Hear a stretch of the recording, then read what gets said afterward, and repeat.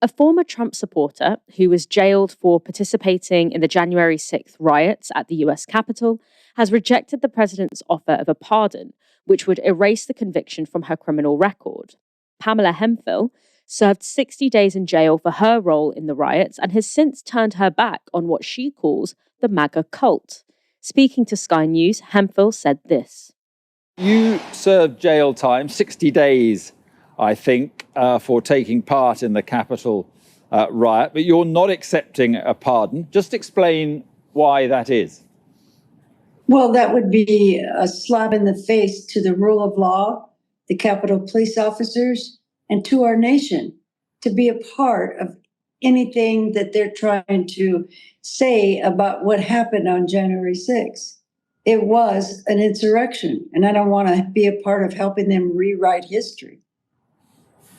I was guilty. I pleaded guilty. I was guilty. Right. Right. So you are happy for your conviction to stand? Absolutely. Despite having undergone breast cancer surgery a few weeks before January 6th, the then 69-year-old Hemphill attended the riot with a phone strapped to a selfie stick. She pushed past 3 police lines to get into the Capitol and encouraged others to do the same. Footage from the riot showed her saying to other participants, come on in and have fun. Just come in, this is your house. She pleaded guilty in May 2022 to parading, demonstrating, or picketing in a Capitol building. Hemphill has now expressed remorse not only over her participation in the riots, but in her support for Trump as a whole. The self-proclaimed ex-MAGA granny said this in her Sky interview. What was it that made you take part in the Capitol riot in the first place? What drove you to do it? Well, you don't realize it at the time. I know now that MAGA is a cult and that Trump is a dangerous narcissist that put out the big lie that the election was stolen. But when you're in the MAGA cult, they gaslight you so much and tell you not to listen to anybody but Trump. And you go along with them. You don't do your own research. You lose your critical thinking and you just start listening to all the lies. But later when as I found out, all of this has been nothing but propaganda and lies, and that Trump truly is a dangerous narcissist. He's now a felon, a criminal. So it's not surprising that he's bringing his other criminals to help him implement whatever he's planning on doing. Hemphill says that she began to see through the quote MAGA cult after participating in discussions about the Capitol riot on Twitter Spaces, which she said exposed her to the facts about the riot and the 2020 election. I never thought that the antidote to too much internet could ever be more internet, but I guess that, surprised me at least. She told USA Today News this. I didn't realize that brainwashing was happening with Trump in 2016. Trump had us believing that immigrants were criminals and out to take over our nation. In her interview with Sky News, Hemphill expressed concern over the potential impact of Trump pardoning more than 1,000 Capitol rioters. Do you think it is dangerous to issue these pardons, certainly to those guilty of violent crimes? Do you think it could lead to more trouble? Absolutely. Now, peaceful protests could really be at jeopardy because, as you know, the Proud Boys are extreme racists, white supremacists. And if they're going out there peacefully protesting, they were fighting them before. Now it's like a free ticket to be violent even more. I've been pardoned. Everything I did on January 6th was, they lied. They set us up, all their lies that they put out there. Now they're empowered to probably just do whatever they want, Yeah.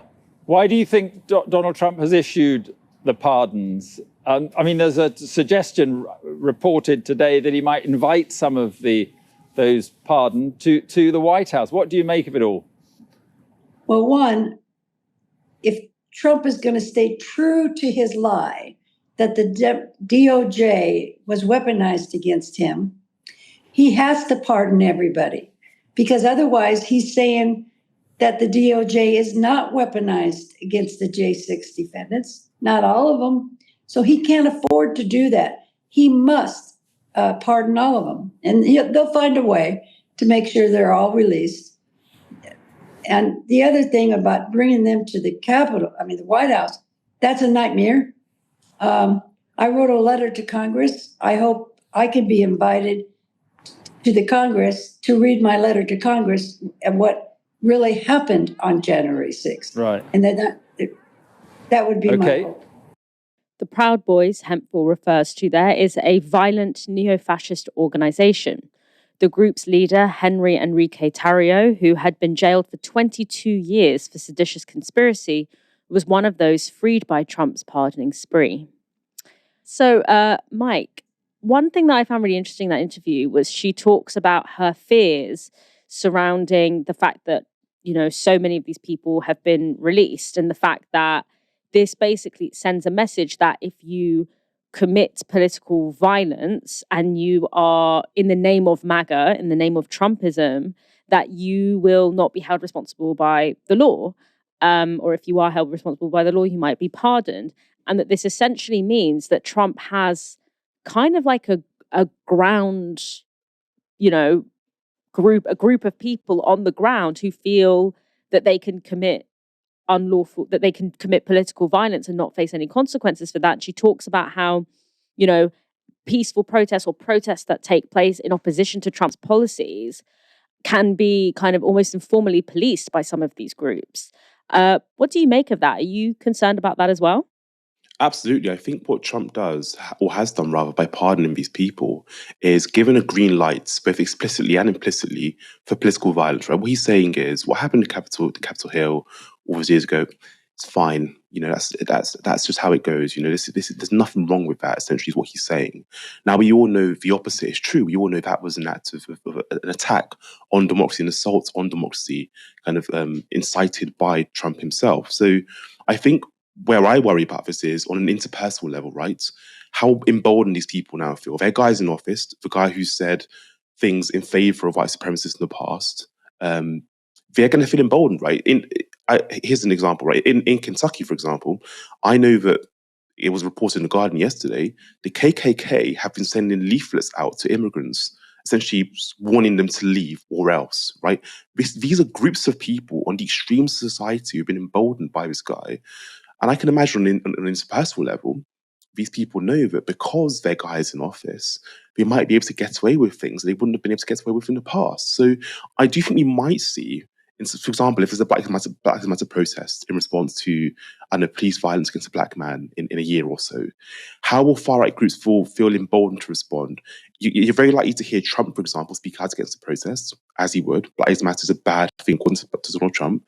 Then you'd have, of course, as always happens in the US, or certainly has happened in recent years when it comes to anti-racist protest, you'd have a white supremacist kind of response to this, which can be very violent. So I think we are at real risk here of, because this violence has been pardoned by Trump, of essentially Trump saying implicitly, political violence in the name of MAGA is totally fine. That's par for the course. That's fair.